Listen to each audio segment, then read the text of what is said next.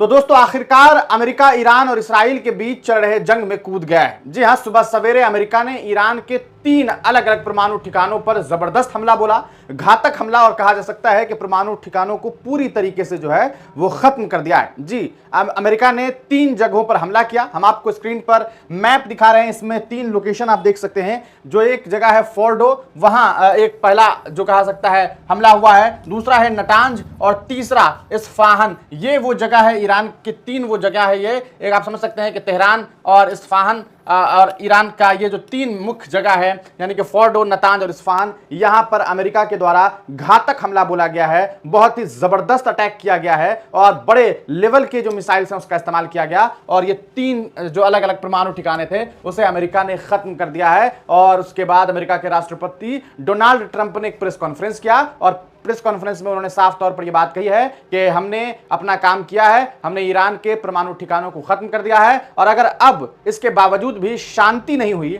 यानी कि हमले के बाद, हमला करने के बाद अमेरिका के राष्ट्रपति कह रहे हैं कि अगर इसके बाद भी शांति नहीं हुई तो फिर अमेरिका इससे बड़ा जवाब देगा। मतलब अब साफ है कि अमेरिका के राष्ट्रपति ने यह बात कह दी है कि भैया ऐसा है कि अब अगर शांत नहीं हुए तो अब हम अमेरिका से सीधे तुम्हारे ऊपर जो है हमला बोलेंगे। ईरान को ये एक बड़ी चुनौती जो है वो अब मिलने वाली है, ये बात समझ लीजिए। वहीं दूसरी तरफ इस हमले के बाद ईरान ने इस बात की पुष्टि कर दी है कि उनके इलाके, उनके क्षेत्र में हमले हुए हैं, उनके परमाणु ठिकानों पर हमला किया गया है। हालांकि आपको बता दें, इस पूरे मामले के बावजूद अब ईरान ये कह रहा है कैसा है कि हम और भी बहुत खतरनाक तरीके से जवाबी कार्रवाई करेंगे। और यहां तक कि ईरान की मीडिया बाजाब्ते अमेरिका के लोकेशन, जैसे मान लेते हैं कि ये अमेरिका है तो अमेरिका में कहां पर मिलिट्री बेसेस हैं या परमाणु ठिकाने हैं, उसे जो है वो सीधे तौर पर ईरान की मीडिया जो है स्क्रीन पर दिखा रही है और कह रही है कि ऐसा है कि अब देखना, हमारा अटैक देखना। एक तो मुझे ये समझ नहीं आता कि अगर हमला करना है तो बताना आपको इस तरह से है,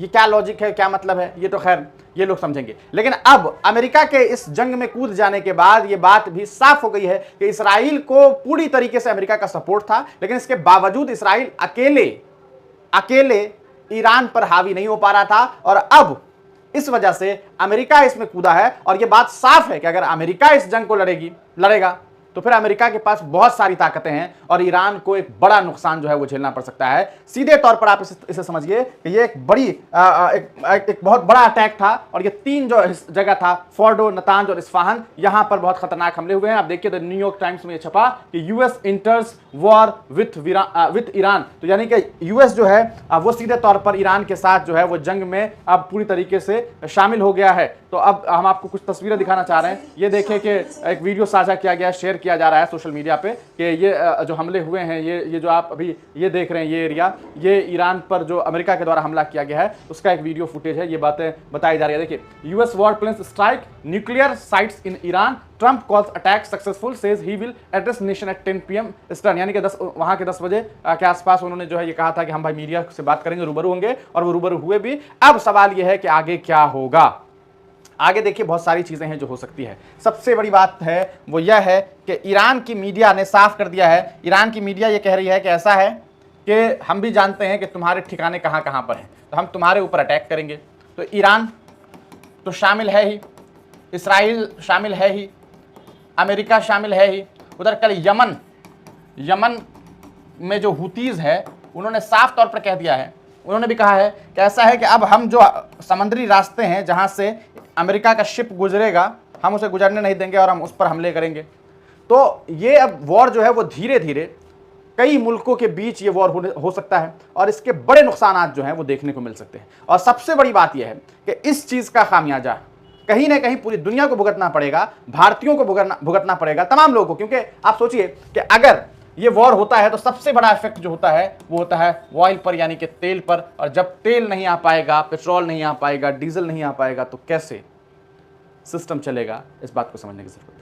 वहीं आयतुल्लाह खामेनी ने कल साफ तौर पे कह दिया था कि मैं बूढ़ा हो चुका हूं, मेरी उम्र अब बहुत ज्यादा हो चुकी है, मैं कुर्सी पर बैठ करके इस जंग को देख रहा हूं और इसराइल मुझे खत्म करना चाहती है, मुझे वो खत्म कर देगी। तो इसका ये मतलब साफ नहीं होगा कि ये जंग इसराइल जीत जाएगा, क्योंकि ये जंग मैं नहीं लड़ रहा, बल्कि जो कहा जा सकता है पूरी तरीके से इस जंग के बारे में कहा कि ये जंग मैं नहीं लड़ रहा, बल्कि ईरान का एक एक नौजवान ये जंग लड़ रहा है। और आने वाले दिनों में अगर मेरी मौत भी हो जाएगी तो इससे कोई फर्क नहीं पड़ने वाला है। यह अयातुल्लाह खामेनी का बयान है। अब अयातुल्लाह खामेनी के इस बयान को, अमेरिका के इस हमले को, यमन के हुतीस की धमकी को, उसके बाद इसराइल के प्राइम मिनिस्टर नेतन्याहू ने अब साफ तौर पे प्रेस कॉन्फ्रेंस करके कहा है कि थैंक यू डोनाल्ड ट्रंप, आपने हमारा बहुत साथ दिया, आप वो दोस्त हैं जो कोई दूसरा नहीं हो सकता, आपने वो किया जिसकी जरूरत थी, आपने शांति के लिए सब कुछ किया है। एक लंबा चौड़ा पैराग्राफ और एक वीडियो के साथ जो इसराइल के प्राइम मिनिस्टर हैं बेंजामिन नेतन्याहू, उन्होंने अमेरिका का शुक्रिया अदा किया है। अब इस पूरे मामले को किस तरीके से देखते हैं, क्या लगता है आपको कि आने वाले दिनों में अब क्या कुछ हो सकता है, अपनी राय कमेंट सेक्शन में जरूर लिखिएगा। बहुत बहुत शुक्रिया।